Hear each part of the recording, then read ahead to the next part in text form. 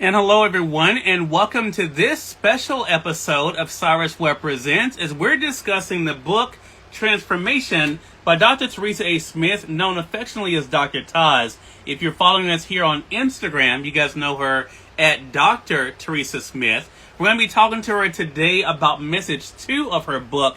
As you all know, we started our special segment last week. Hello to you, Earl. Hope all is well with you. We started our special segment with Dr. TAS last week, discussing her book Transformation while she wrote it, and also getting into the first message. Today's message is a really interesting one. It has to do with something that all of us have, and it really is about the way we use it, and that is free will.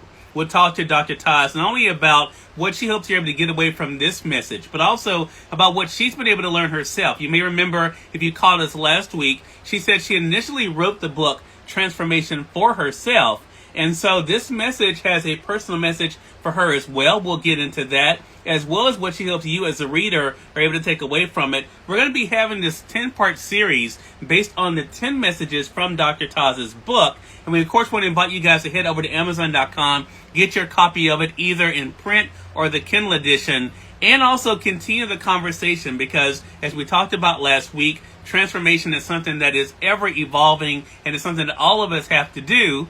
Hopefully we're doing it for the better.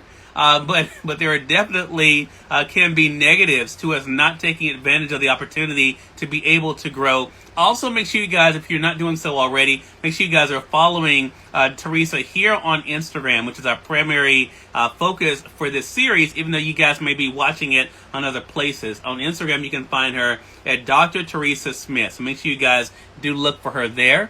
And go ahead and see if we can connect with Dr. TAS. There she is. Going to go ahead and bring her in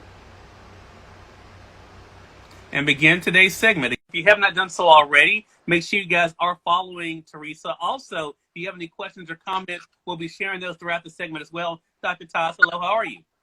Great, sir. How are you? Doing amazing. Great to see you again as we're going into week 2, message 2 from your book, Transformation.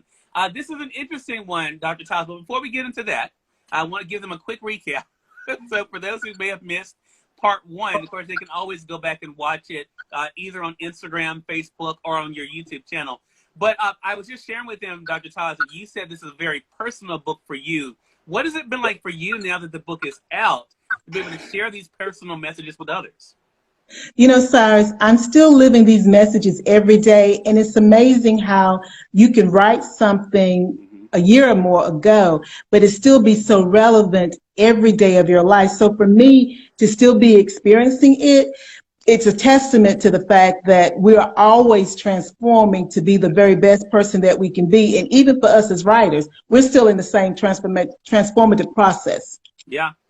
You and I have talked about before, the coach also needs a coach.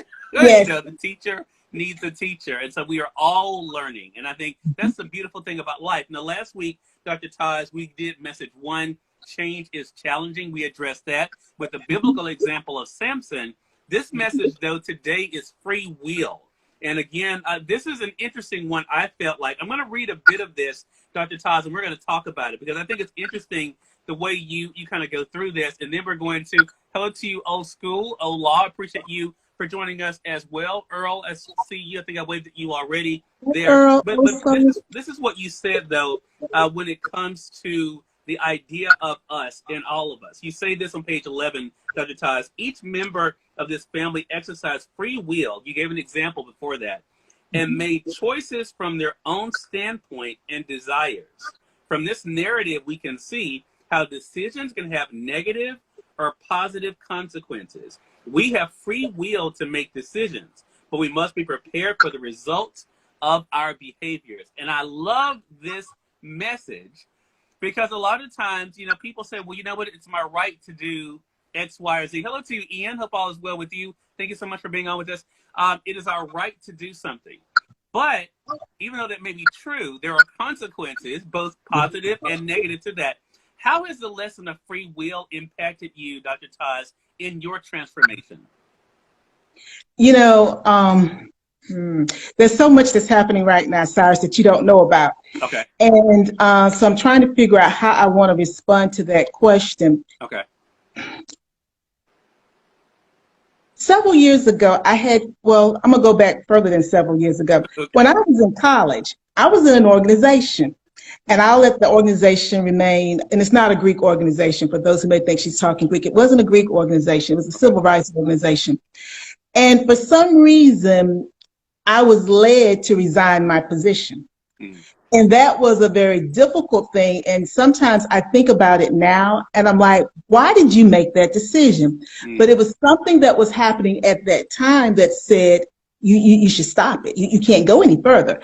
And at the time that I resigned, I was in a state level position, had an opportunity to travel with the organization to New York, but I had free will and I chose to make that decision. And periodically it will cross my mind, what if I hadn't decided to what if I had decided to continue in that position? Where would I be now? Would I be in Washington in a different type of position? Would I be in the political realm? So for me, it was hard. It was a hard decision. I was a college student, but it was the right decision for me. Mm-hmm. Yeah. And I think that's it, right? I think for our audience, and I appreciate all of you. I'm sorry I didn't want to interrupt Dr. TAS. I'm from Mississippi. We're from the South, and I don't like to interrupt folks. When Dr. TAS was talking, and I wanted to wave at each one of you as you were coming in. Thank you for being with us. If you're just tuning in, let me say this, Dr. TAS, real quick. You all are listening to my conversation with Dr. TAS about her book, Transformation. We're discussing message 2 today.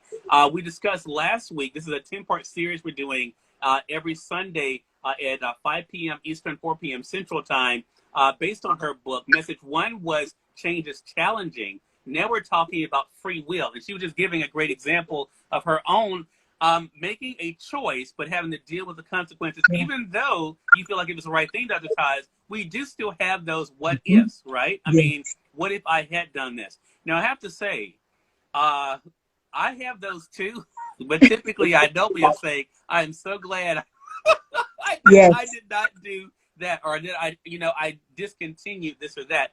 But I want to say this too. I want to reread what you said, the way you wrote this. You say this, and I think this is the big part for myself.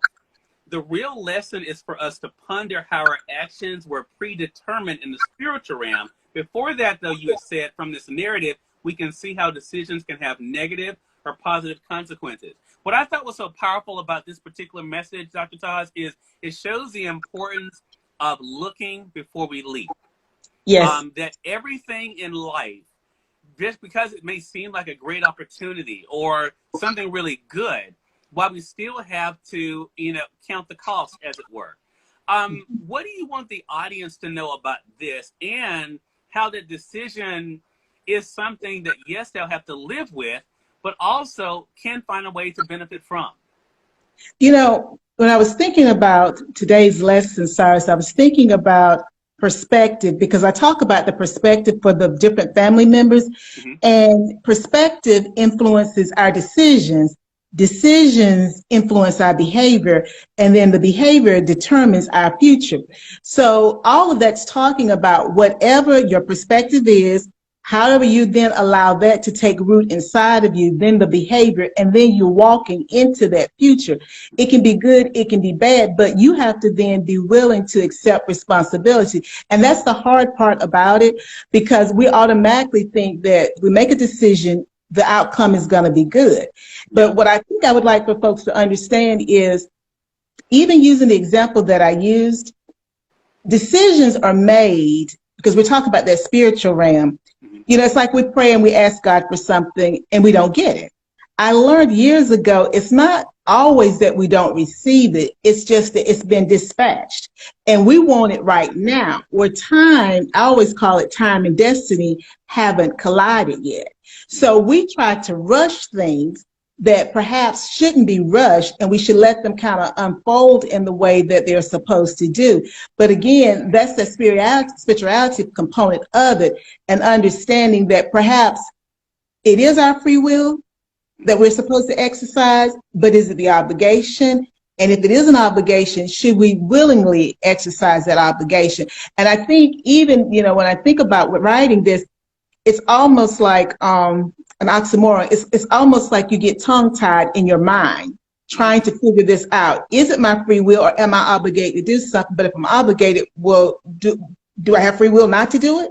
Yeah. You know, so I think that it's a very intricate decision that has to be made, but that means you have to be in touch with who you are. And as we always say, be willing to accept the consequences, Yeah. regardless of whether they're positive or negative. Yeah. Because I think the opposite of that, Dr. TAS, and Garrett, hello to you. Appreciate you joining us. I think the opposite of that is when we see the blame game. Yeah. And I think that can be the most irritating thing when we make a choice.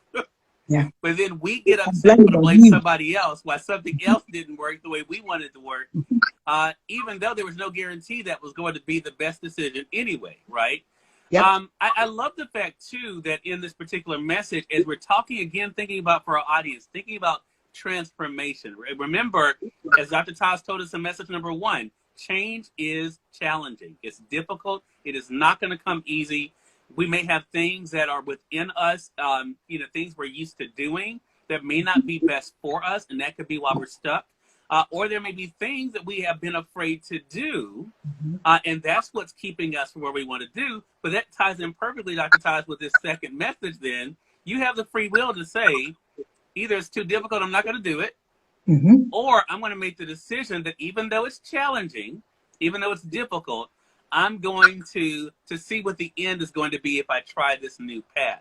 So for yourself, as you were giving that personal example earlier, Dr. TAS, how has that lesson that you had about leaving that organization, how has that served you well in the way you'll now approach other decisions in your life?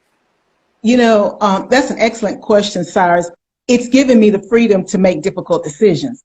I often tell people I can make a decision. I make decisions quickly. And also with that one, the world didn't come to an end. Yeah. You know what I'm saying? It didn't stop. You know, I still went on to graduate school. You know, I still wrote books. You know, I still speak. I still became a counselor. I coach. You know, all these different things. But, you know, I wonder, would I have done those things? I probably would have gone to graduate school. But some of the good things that have come as a result of that, maybe they wouldn't have come. So for me, the lesson is sometimes you have to make a decision. Other people won't understand it, and you don't get upset with them not understanding. So that's the other thing I think folks need to people need to get in their brain.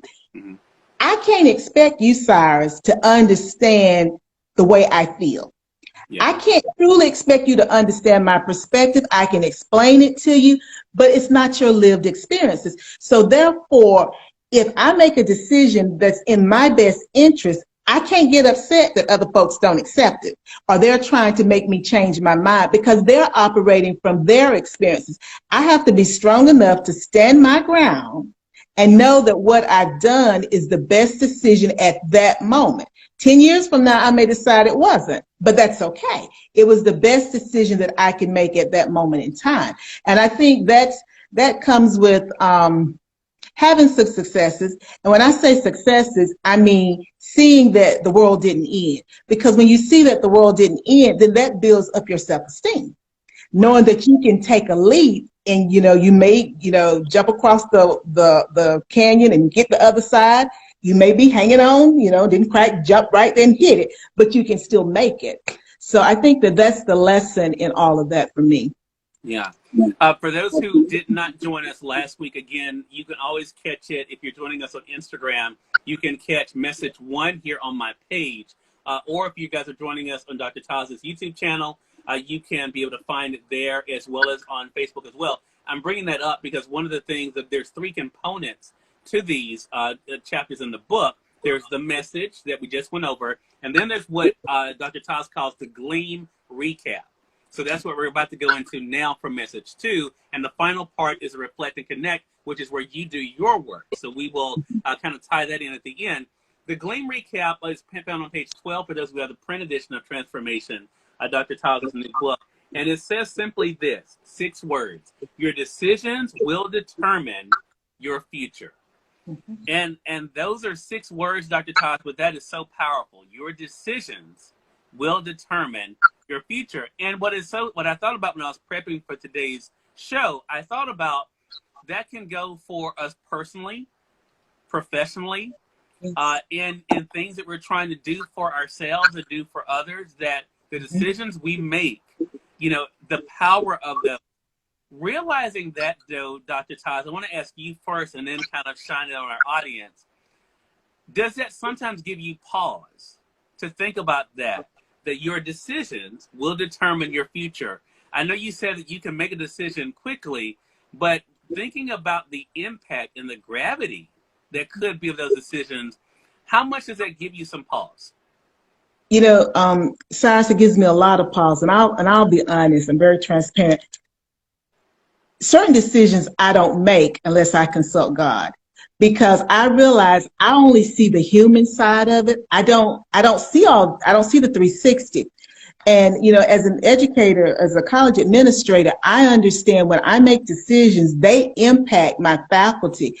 And when it impacts my faculty, it impacts our students, then the university as a whole, but then it begins to impact the faculty and their family. So when I make decisions, I have to have explored as much information, data, metrics, quantitative, qualitative information that I have, so that I can make the very best decision that I can. Because again, there are going to be implications of those decisions. Yeah. You just said something that we have not talked about, but it's a great tie-in to this.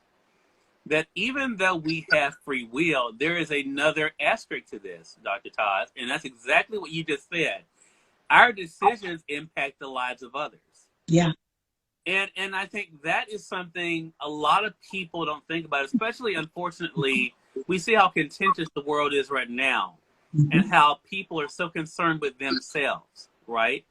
Yep. Not thinking about how the decision they think they're just making for themselves has an impact on all of us.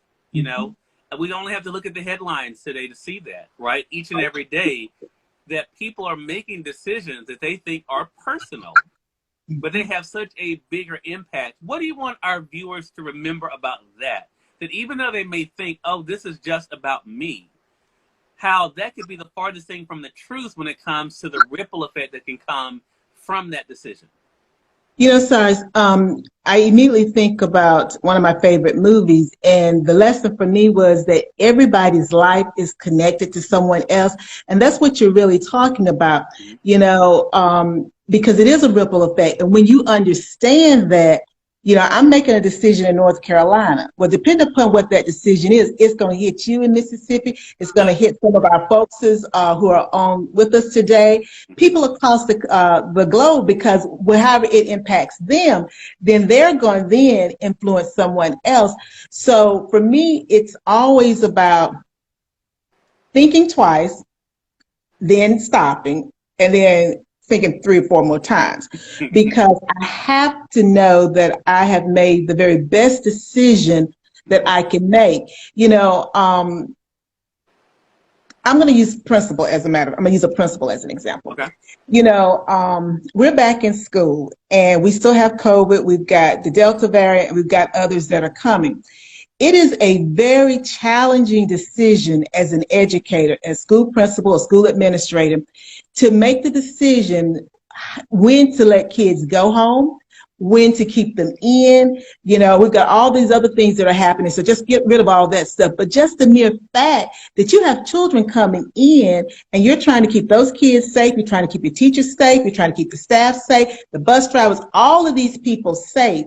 And whatever decision you make from day to day, from moment to moment, hour to hour, is going to impact all of those people and then all of those people's people, and so on and so on. And so it's like they're under a tremendous amount of pressure. Yeah. Because it magnifies. And I think that's when you talk about that asterisk, that's the significance of it, that sometimes we forget. We think, oh, it's just going to impact me and my family and my friends. No, it impacts other people too that are not in your circle. Right. Such a good point. Old school, old law. I pinned your comment. I really like that. They were mirroring what you said, Dr. Todd. I like that in the decision I made, go through God first. Agreed.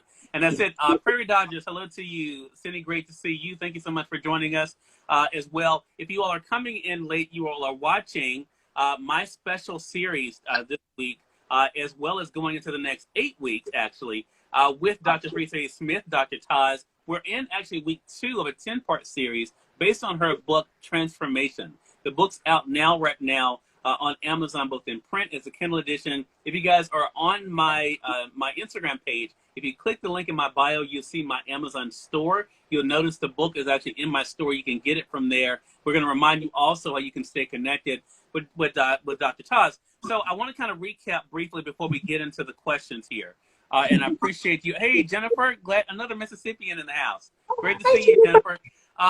But I want to go back because there's so many good points in here, and I want to make sure, even for those who came in late, they kind of whet their appetite so they can go back and watch the full episode, Dr. TAS. But message 2 is about free will, and for those who missed it, Dr. TAS in her book, she has it split up. Instead of calling it chapter 1, 2, 3, 4, 5, she calls it messages. So we're calling these message 2 that we're doing today. Message 1 was change is challenging, meaning, it's very difficult for us. Today we're talking about free will. And the point that circles back to the point Dr. TAS was just making about how we think we're making a decision just that impacts us. But really it's so much bigger than us. And I think that's a great reminder for life, right, Dr. TAS, that so much is bigger than who we are, right? I'm sorry, Prairie Dodgers, yes, it's on Sundays. Every Sunday we're doing this at 5 p.m. Eastern, 4 p.m. Central. If you missed last week's Cindy, you can find it on my page here on Instagram, but also we'll be tagging this in the stories as well for you guys too. So I want to talk about this again, Dr. TAS, before we go into the questions here. And again, Regina, thank you so much for being with us. Appreciate that. So because again, the correlation, we may make decisions, and as you said, actually, and I'll go back and read briefly that one part of this, as you were talking about this family, you say this, each member of this family, or each one of us, we can say, exercise free will and make choices from their own standpoint and desires.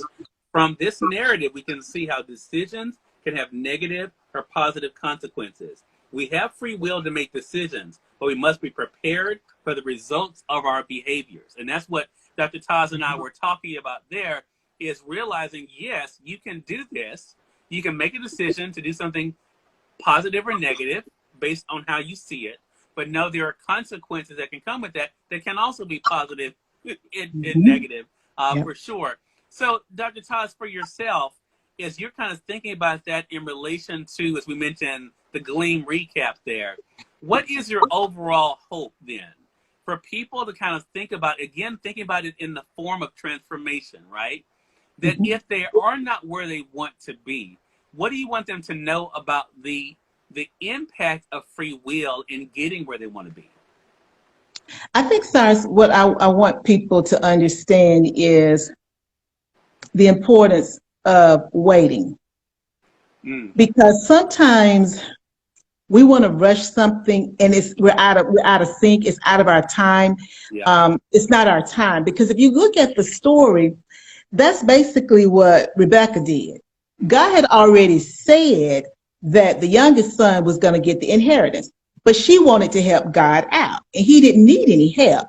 And so by her jumping in, wrong time, want her ball of wax, she jumped in and helped him out, and it really hurt that family. So I think what I want folks to understand is, it's like if you don't get a job, that you really want.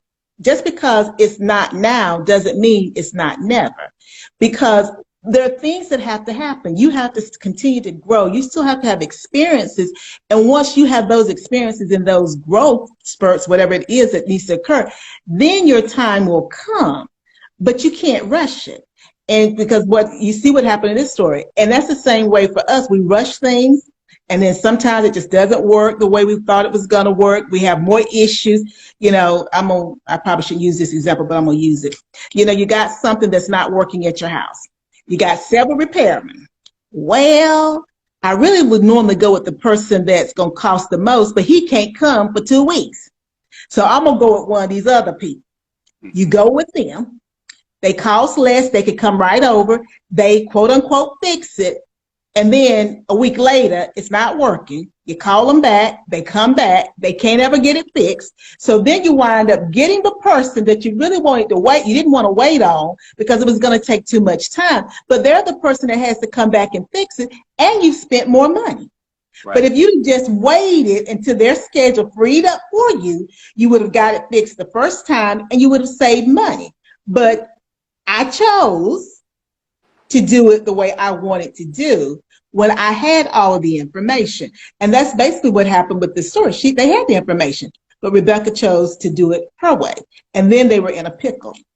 Mm-hmm. And that had more people join us while you were talking. I did want to interrupt you. I know. Hello to you, Jacquelin. Another Mississippian is with us too. I appreciate you for being on. Hello to you, Raymond. Thank you so much for being with us. So I think that again, and what you just said though, using that example of the repairman goes into the Gleam recap as well, Dr. TAS. Your decision will determine your future, and like you said, that leaves you, out more money, more headache, of course, Yes. when you could have just waited, right? Even though waiting is not easy. Mm-mm. We hear patience is a virtue, and it's not something that Yes. that's why everyone's not virtuous. Because they're not patient. That's They're right. not patient. So let's get to the reflect and connect. There's two of these points I want to talk to you about, Dr. Todd. And again, for our audience, this is for you guys. So I love this. And I want to ask you in the form of a question, Dr. Todd, why do you want them to share either an informed or emotional, impulsive decision that they made? Why do you want them to own what they did? It's so important, Cyrus, because we've been talking about the whole segment. It's easy to make a decision, but then if it's great, it was all on me. If it doesn't work out, I'm gonna blame it all on you, Cyrus. Yeah. It's gonna be your fault or whomever's fault. And Right. we have to take responsibility. It's about accountability. If we never learn to take accountability, we'll always make rash decisions. Accountability helps us to think through the process of the what if. Marvel has the What If series right now. I'm a Marvel's girl. And what would have happened if such and such had occurred? Well, it's the same thing when we make decisions. We're looking at the pros and the cons, what could actually happen. And so for me, it's important for the audience to understand they have to make informed decisions, as informed as they can be. And that when we make emotional or those impulsive decisions, there are going to be consequences. I know someone, it appears that every time he's upset, he goes out and buys something, be it some type of bike or something. He's always buying stuff, jewelry, but that's his MO. When he's upset, he makes impulsive buys. And some people think it would be a female, but females do it too, but guys do it also. And then after the fact, he has to try to figure out how he's going to manage all these impulsive buys because they were not part of his budget, but that's how he deals with stress. And so for me, if we become more conscious of how we make decisions and when we make decisions, because some people make quick decisions when they're upset, they make them quick decisions, then we can begin to govern our behavior and determine, why do I make such quick decisions? Why are the decisions that didn't go well, were those quick decisions, those impulsive decisions? If so, what drives me to make quick decisions versus pulling back, because I know the process, and thinking through to determine whether or not that's going to work for me or it's not going to work for me, and how much am I willing to give up as far as it not working? Am I okay if I only get a 75% return? I'm okay if I get 30% return. But if I'm not okay with a 25 or 30% return, maybe I shouldn't make that decision at this time. So that's what I want folks to be very aware of, what they're thinking and why they're behaving the way that they are. Great point. Great point. And it goes to something we talked about last week as well, Dr. Todd, because I think even though we talked about Samson last week, for those who missed it, and he messed up, but he was given an opportunity to make it right. Yes. And I think that's the other side of it too, that if we do make a decision, hopefully, because it doesn't always work out that we have another opportunity. But if we do have another opportunity, we know how to act differently. And that's what Samson was able to do. Thank you so much for that. So the second one I want to mention from the Reflect and Connect from message 2, Dr. Taz, is this one. And this is a powerful one.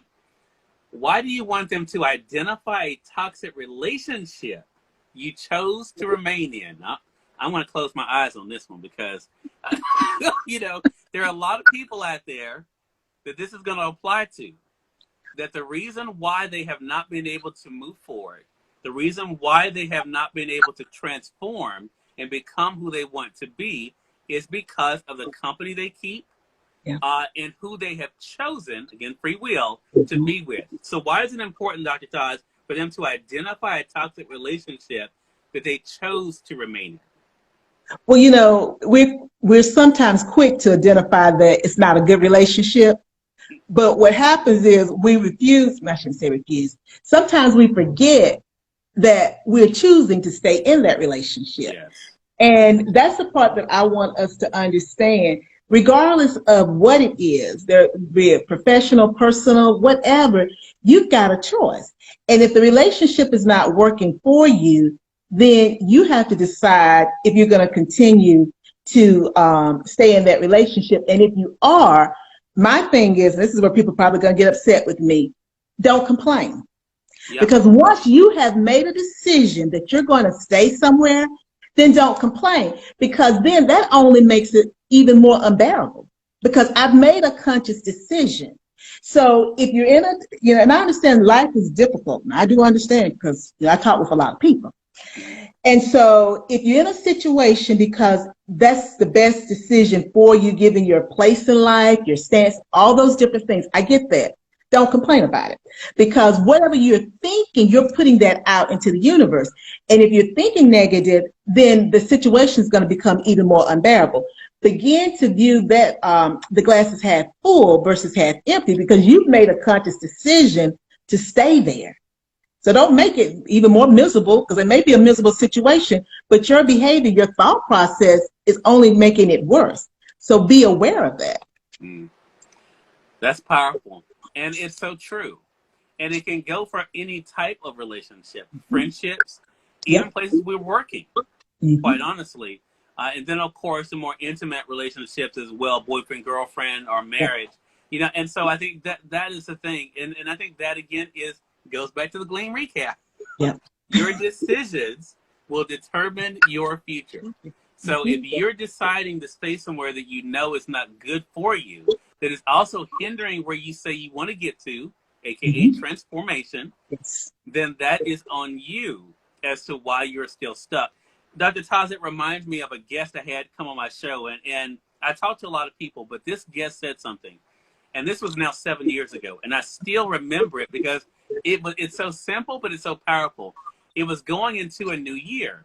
And he said, Cyrus, for so many people, it's not going to be a new year. It's just going to be another year, because they're bringing everything they are into this new year. And they think that's going to make it new. And it's not. It's not going to be new until they decide for it to be new. And I thought, wow, That is that's powerful. powerful. It's Because powerful. it's true. It's not a new year. It's another year for them. Another And I year. think that is the big thing there. Powerful lesson today. Again, message 2 from Dr. TAS's book, Transformation. It's available now on Amazon.com. You all can get the print edition or the Kindle edition right now. Dr. TAS, another great conversation. How can they stay connected with you? You can reach me here at Dr. Teresa Smith on Instagram. You can reach me on Facebook at Dr. Teresa Smith or Talk with Taz. You can even reach out to me, Dr. Teresa Smith, aka Dr. Taz, on LinkedIn.